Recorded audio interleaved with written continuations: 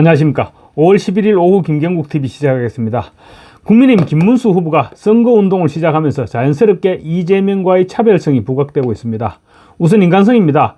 김문수 후보는 오늘 오전 중앙선관위에 직접 찾아가 후보 등록을 했습니다. 보통 실무자들이 접수를 하죠. 그런데 김 후보는 직접 선관위를 찾아가서 서류를 접수했습니다. 후보 확정이 늦었기 때문에 더 열심히 뛰겠다는 결의를 다진 것입니다.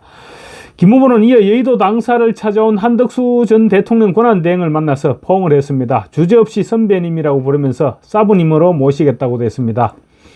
나이상으로는 한 전 대행이 49년생이고 김 후보는 51년생으로 2살 차이입니다. 그렇지만 경제나 통상 분야에 있어서만큼은 사부님으로 모신다고 하더라도 전혀 이상할 것이 없기는 합니다. 앞권은 오늘 오후 의원총회였습니다. 김 후보는 지난 9일 의원총회에서는 의원들, 특히 권영세와 권성동 두 지도부를 향해서 강제적인 후보 단일화 작업을 즉각 중단하라고 촉구하고 의총장을 나가버렸습니다. 당시 의총장은 벌집 쑤신 듯이 소란스러워졌고 의원들은 김 후보를 향해 고성을 내지르기도 했습니다. 물론 오늘 분위기는 완전히 딴판이었습니다. 의원들과 일일이 악수를 나누고 의원들은 박수로 김 후보를 맞았습니다. 김 후보는 특히 의총장에서 그동안의 혼란상을 사과하면서 국민들께 큰절을 하고 의원들에게도 허리 숙여 인사를 하고 사과했습니다. 의원들에게는 함께 가자고 요청하고 이재명에게는 이재명 왕국을 만들려고 하는데 이게 무슨 나라냐 이렇게 일갈하기도 했습니다. 김 후보는 오늘 직접 요청한 의총장에서 의원들에게 사과한다는 말부터 앞세웠습니다. 경선 과정에서 때로 의견이 다를 수도 있고 말과 행동이 상처로 남기도 하는데 국민의힘 대통령 후보로서 더 많이 품지 못했던 점에 대해서 사과드린다 라면서 고개를 숙였습니다. 후보가 먼저 사과를 하니 권성동이나 박수영, 성일종 이런 사람들은 아마 뜨끔하지 않았을까 싶습니다. 김 후보는 그러면서 국민들께도 애태우게 해서 진심으로 죄송하고 앞으로 잘하겠다며 큰절을 올렸고 의원들은 박수로 환영했습니다.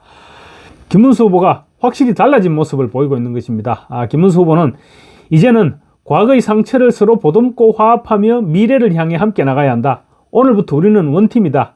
함께 싸우고 함께 성장해야 한다고 강조했습니다. 그러면서 대한민국은 지금 중대한 위기에 직면해 있고 우리 경제는 제로 성장의 늪에 빠져 있다. 사랑하는 대한민국이 과연 지금처럼 번영을 이어나갈 수 있을지 두렵다면서 이재명을 직격하기 시작했습니다. 김 후보는 이재명은 나라가 빚더미에 오르는 것을 알면서도 달콤한 거짓말로 국민들을 현혹하고 있다. 의회 독재를 하고 있다. 이재명 방탄을 위해 사법부를 흔들어대고 줄타넥으로 정부를 마비시키더니 이제는 정부 전체를 장악하려 하는데 이쯤 되면 이재명 왕국을 만들겠다는 것 아니냐. 이게 나라냐. 이게 우리가 지켜온 자유민주주의 대한민국이냐 라고 퍼부었습니다. 김 후보는 어제 이어 오늘도 민주 영생 독재 필망을 외치면서 이번 대선은 단순한 정권 재창출이 아니라 대한민국의 운명을 가르는 역사적인 순간이라고 강조했습니다. 의원들에 대해서는 대한민국의 헌정 질서를 지켜내기 위해서 이 싸움에 동참해달라고 호소했습니다. 김문수 후보는 오늘 사선의 박대출 의원을 사무총장으로 임명하는 등 이재명을 정면 공격하는 쪽으로 포인트를 잡아나가고 있습니다. 그런데 재미있는 것이 민주당이 김문수 후보에 대해서 소위 망언집이라는 것을 만들어 오늘 공개했다는 것입니다. 얼마 전 국민의힘에서 이재명의 망언집을 만들어서 돌렸는데 민주당이 흉내를 내고 나선 것입니다. 그런데 내용은 도둑이 제발저린 격입니다. 지금 대한민국 정치권에서 대한민국을 통틀어서 과연 이재명만큼 많은 거짓말을 하고 망언을 퍼뜨린 사람이 있을까요? 그런 민주당이 김문수 후보를 향해서 망언 운운한다는 것을 사람들이 어떻게 받아들일까요? 결국은 맞불용인 것입니다. 이재명이 망언과 욕설로 공격당할 일이 워낙 많다 보니까 20일만 버티자 이렇게 생각하면서 맞불 작전을 펼치고 있는 것입니다. 민주당은 김문수 후보를 겨냥해서 망언의 달인이다 이렇게 주장하면서 여성 비하, 약자 조롱, 역사 왜곡, 노골적 차별 발언, 갑질 행태까지 심각하다고 주장을 했습니다. 여성 비하는 걸핏하면 성비위 문제를 일으키는 민주당이 할 말이 아니죠. 약자 조롱, 걸핏하면 갑질로 사고치는 민주당 김현 의원 같은 사람도 있는데 더군다나 김문수 후보만큼 약자를 위한 삶을 살아온 사람이 민주당에 단 한 사람이라도 있다면 몰라도 단언컨대 민주당에는 김문수만한 사람이 없습니다.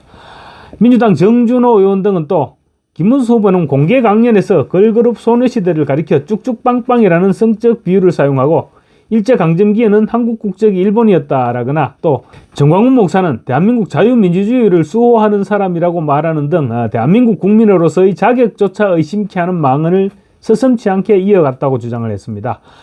쭉쭉 빵빵 여배우와 공짜 연애를 즐긴 사람이 누구입니까? 공개석상에서 중국과 북한을 찬양하는 망언을 한 사람은 누구입니까?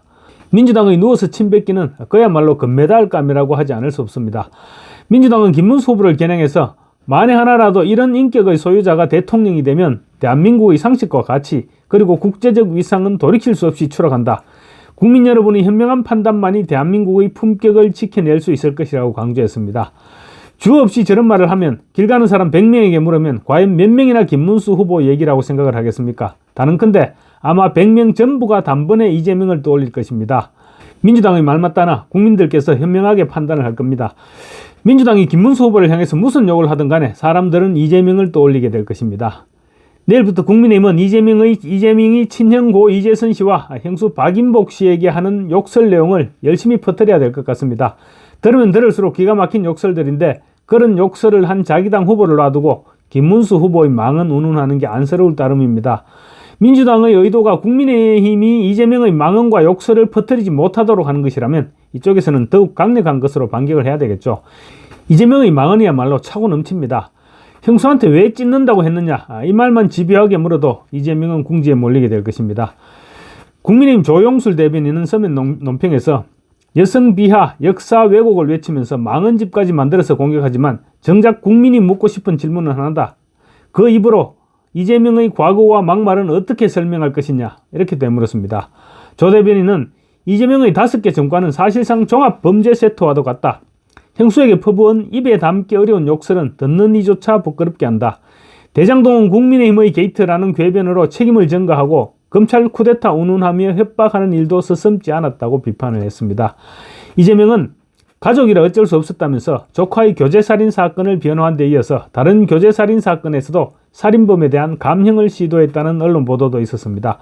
본인은 조카의 악랄한 살인 행위에 대해서 심신미약을 들이밀며 변호를 했으면서도 2018년 강서구 PC방 살인 사건 당시에는 국민들은 정신질환에 의한 감형에 분노한다고 말했던 사람이 바로 이재명입니다. 이재명에게 이 정도야 누워서 떡 먹기일 것입니다.